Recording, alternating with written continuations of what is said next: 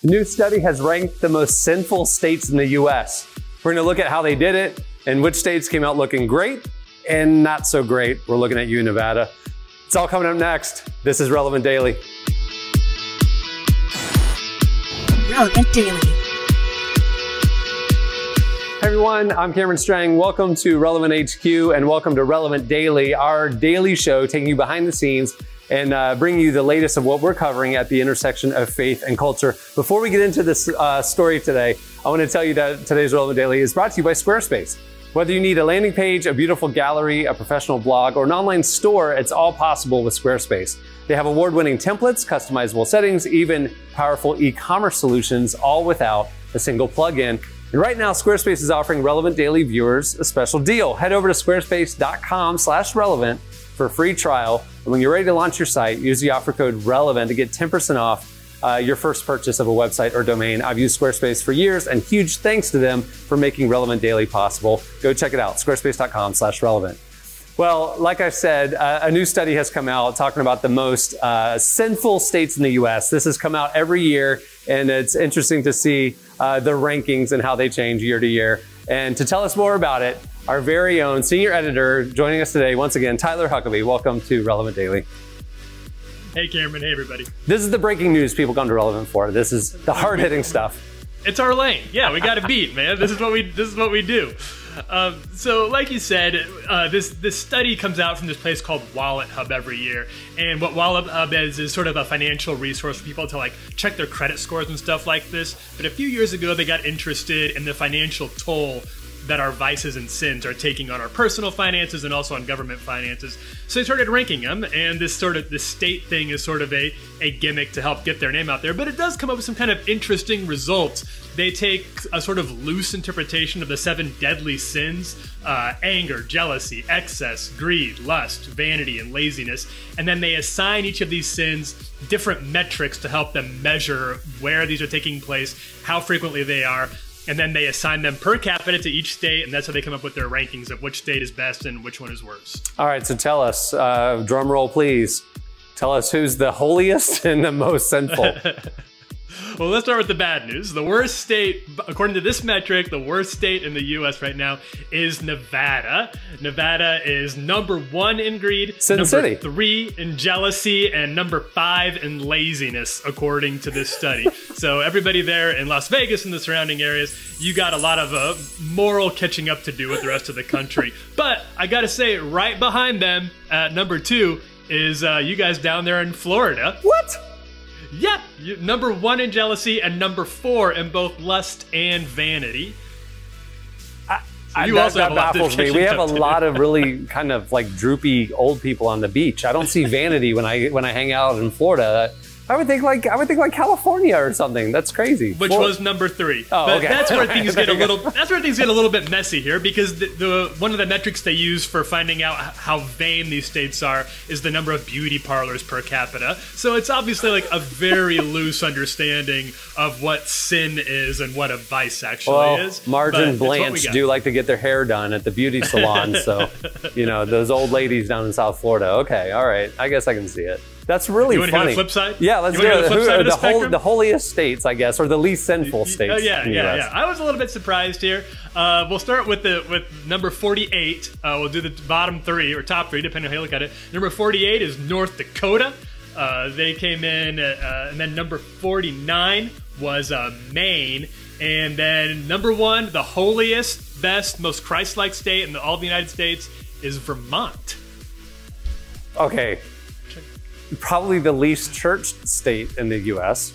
I mean, right? Isn't Vermont notoriously kind of like post-religious? A lot of those states up there, yeah, per capita, it is. Vermont is often ranked at or near the top of least churched places in the state. That's fascinating. It would be interesting to see an overlay of like the most church. And we've done this in Relevant in previous years when this study came out. I remember in the print magazine, we overlaid the highest churches per capita and then the most sinful states, you know, to see if there was an overlay, because we wanted to see if, oh, how ironic would it be if like the most churched areas, like in the Bible Belt, were also the most sinful. But it didn't really play out that way. It was actually pretty separated. It was and that's what this study really showed. They brought in a team of sociologists and psychologists to try to figure out what patterns they could find based on these rankings, and what if there was any sort of connective tissue here. And there's really not. Politics, religion, wealth, there's just not a whole lot you can find. There's no patterns immediately jumped out to them in terms of what makes a state more or less sinful. Again, we're using the word sinful very loosely here,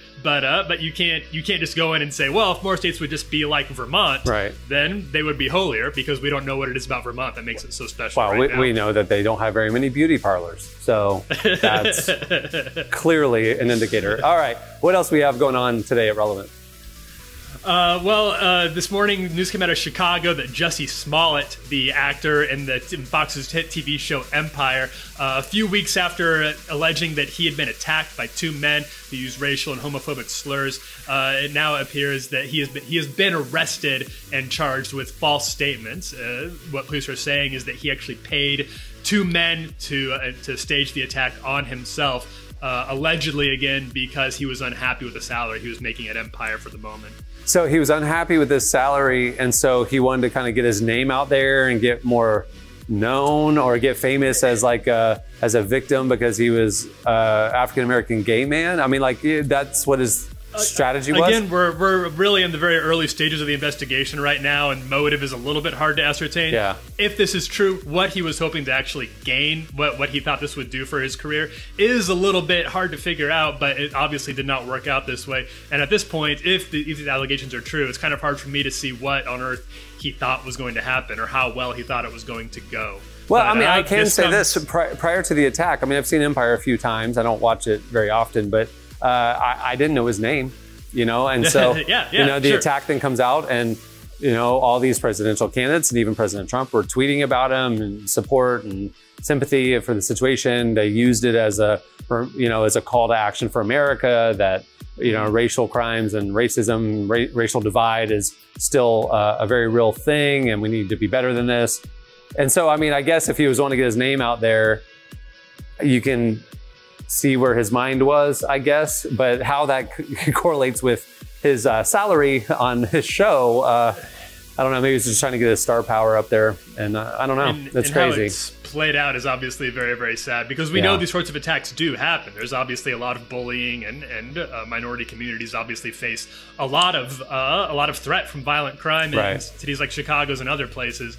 And the fact that somebody would use that and use people's obvious sympathies towards people who have suffered from that is very disappointing, again, if these allegations turn out to be true. What I'm worried about is the desensitization that will happen, where the next time this crime does happen, as you were alluding to, that now, rather than jumping into justice mode and standing up for, you know, justice to be served, and, you know, that there's right and wrong, that people will kind of keep their mouth shut because, well, we don't know what the full story is. And then it's almost like it forgives some stuff that is egregious and, not permissible. So that's too bad. Yeah. All right, lighter note, anything? Can we end on a palate cleanser here? We got sinful states. We have, like, Jussie got arrested for fraud. I mean, come on, you got to help me out here. I got something for you. Well, I got something from the Tyler Huckabee lane, which is pretty exciting for me, and I hope for other people. Vampire Weekend, one of my favorite bands, one of the great bands of the past decade, is actually back with their first single in 6 years. The first time we've heard from them in a long time. The song is called Harmony Hall. We have a music video, too, that features people like Jonah Hill and Devontae Hines from Blood Orange is in the music video as well. That album is going to be called Father of the Bride, and it comes out later this year. All right, Tyler, I got to say, that's very exciting for you. I'm happy for you, but your mid-30s are showing the fact that you are excited about the Vampire Weekend. Definitely, like, I'm the target demo for Vampire Weekend, so you'll forgive me if I'm pretty pumped about it right now. We'll get something a little bit younger next time. That's funny. All right, well, there you go. There you have it, everybody. There's your quick take on what's happening at the intersection of faith and culture here in the Relevant world. Make sure to tune in every day right here where you're watching this to Relevant Daily. On Monday, we're going to have our Oscars recap. So it's a big weekend in the entertainment world, obviously. So we'll tune in for that on Monday. Many thanks to Squarespace. Remember, go to squarespace.com/relevant and use promo code relevant for their special offer for Relevant Daily listeners. All week long, relevantmagazine.com. Follow us on Twitter @Relevant. Follow us on Instagram @RelevantMagazine. We're covering the latest, a ton of stuff happening every day. Stay tuned. Thanks for watching, everybody. We'll see you on Monday. Have a great weekend. This is Relevant Daily. Relevant Daily.